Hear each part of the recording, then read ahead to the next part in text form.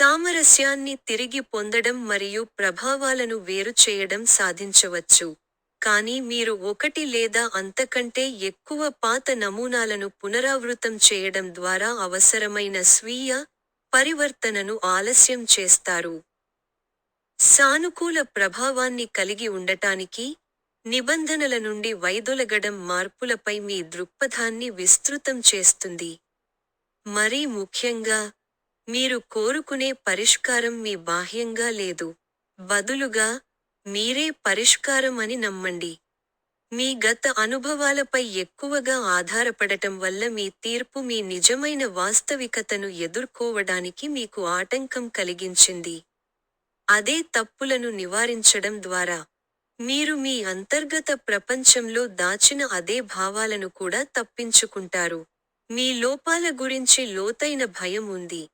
మీరు రూపాన్ని సరిదిద్దడం మరియు మూల సమస్యను తొలగించడం. పూర్తి చిత్రం లేకుండా మార్చడం వలన మీ మనస్సుకు మంచి కంటే ఎక్కువ హాని కలుగుతుంది.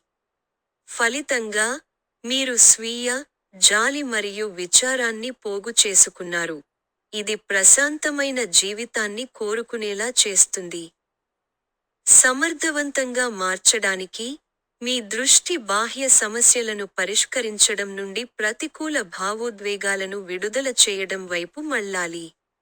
మీ భావోద్వేగ అణచివేత మీ ఉపచేతనను ప్రోత్సహించింది మరియు పాతుకుపోయింది. ఒకటి లేదా అంతకంటే ఎక్కువ భావోద్వేగాలు ప్రేరేపించబడినప్పుడు, మీ ఫీలింగ్ అధికంగా ఉంటుంది. మరింత లోతైన శ్వాస తీసుకోండి. మీరు మీ జీవితం ఎలా ఉండాలనుకుంటున్నారో, ముఖ్యంగా మీ అంచనాలను మీరు తప్పక వదిలివేయాలి. మీ కండిషనింగ్ నుండి విముక్తి పొందండి. మీకు మీరు చేస్తున్నదానికి విరుద్ధంగా చేయండి. మీ అంతర్గత ప్రపంచంలో మీరు సృష్టించిన వాటికి మీరు బాధ్యత వహిస్తారు. దానిపై మరింత శ్రద్ధ వహించండి. మీ భావోద్వేగాలు మీకు అబద్ధం కావు. దీనికి విరుద్ధంగా, మీరు మీరే అబద్ధం చెప్పవచ్చు. మీరు మార్పును స్వీకరిస్తారా లేదా మార్పును వ్యతిరేకిస్తున్నారా? మీరు ఎంచుకున్న పాత్ర గురించి తెలుసుకోండి.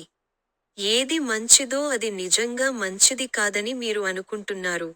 నిజమైన వివేచన కలిగి ఉండటానికి, మీ మనస్సు జీవితంలోని అన్ని అంశాలను ఏకీకృతం చేయాలి. మీరు తరచుగా ఆత్మ విషయాన్ని వదిలివేస్తారు. మీరు మీ అంతర్లీన సామర్థ్యాన్ని ఉపయోగించి మీ ఆత్మను అధిక పౌనఃపున్యానికి ఎత్తాలి. మూలం నుండి, మీ ఆత్మ కాంతి యొక్క జీవి. చీకటికి మీ అనుసరణ కారణంగా దానిని మండించే అవకాశాన్ని చంపుకోకండి. ప్రతి జీవితకాలాన్ని పూర్తిగా అనుభవించడం తప్పనిసరి. ఆత్మ కనెక్షన్ మీ అహంకార స్వభావాన్ని భర్తీ చేసినప్పుడు, మీరు నిజమైన అనుభూతిని కోల్పోతారు.